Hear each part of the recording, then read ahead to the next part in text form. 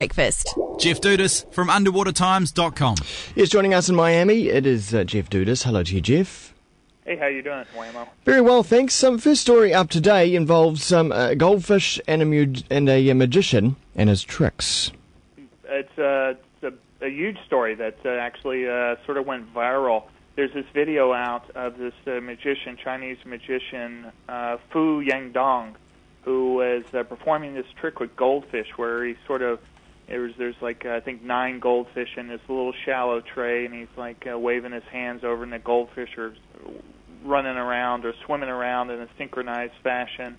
And animal rights activists have gotten onto this and saying that he's being cruel to these goldfish because what he's actually done is fed them magnets.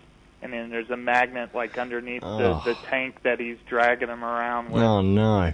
Yeah, so, and it's a huge controversy. This magician's claiming that he's done nothing wrong and he's not actually fed them magnets or such, and the fish are actually healthy and happy.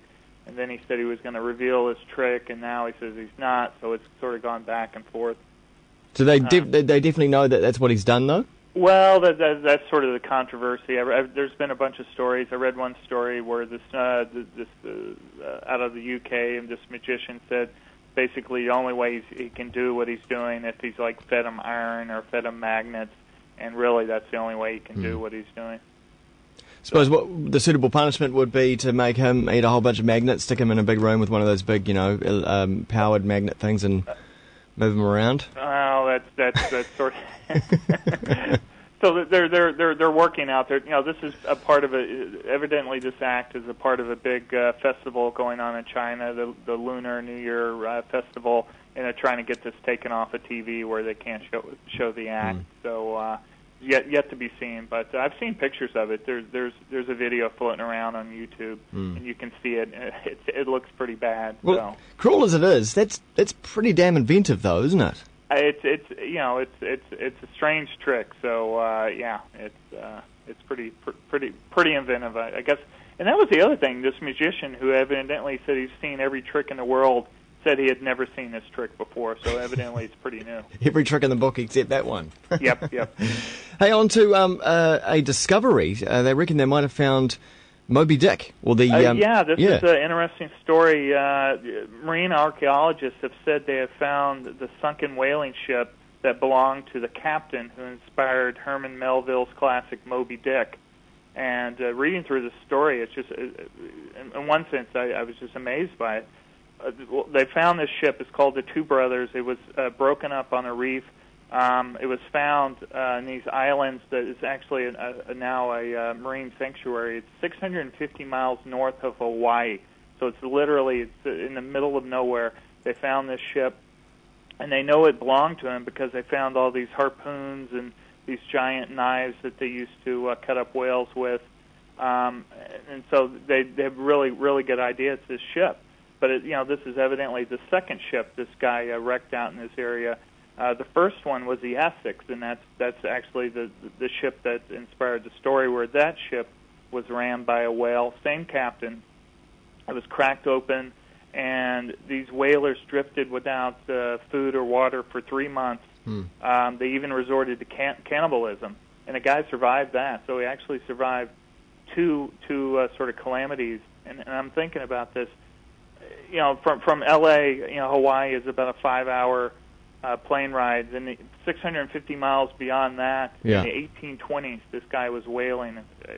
It's just sort of amazing. It's even now, the practice is frowned upon, but these guys were making a go of it way back when. So even telling a true story of the ship would be extraordinary enough. Yeah, it's it's an amazing story of survival. And then again, this is back in the 1820s. These guys were tooling around in the ocean. Today, to get out to these islands is a trek, unbelievable trek. But these guys were doing it back in the 1820s. Well, yep.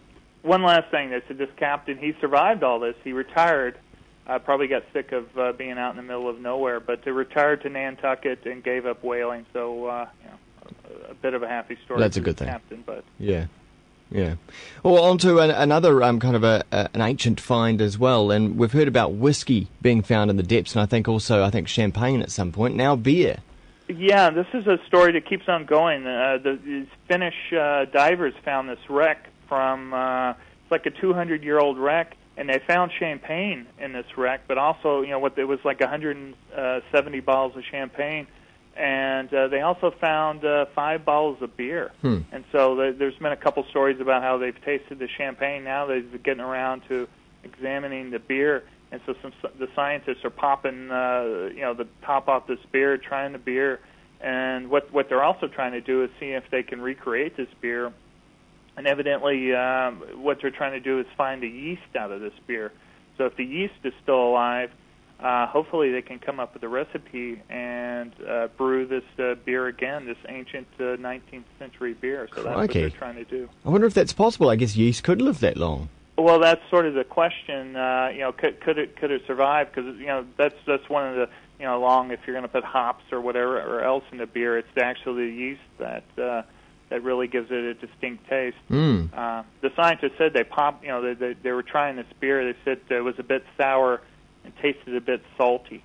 So well, that's a bad sign. You're right. So hopefully, whatever they come up with, it'll be better than the way it is right now.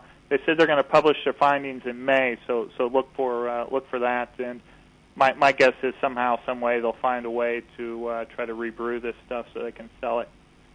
Yeah, exactly. Well, yeah, and was there a label on it at all? Like, I suppose that would there wasn't a label on this. The champagne they were able to figure out. It was Veuve Clicquot, which is still around today, and some other brand that died away. But this beer was evidently an unknown. From way back when. It's probably brewed by monks as well. I don't know, was it about 200 years ago? It was only monks brewing beer, wasn't it? I don't know.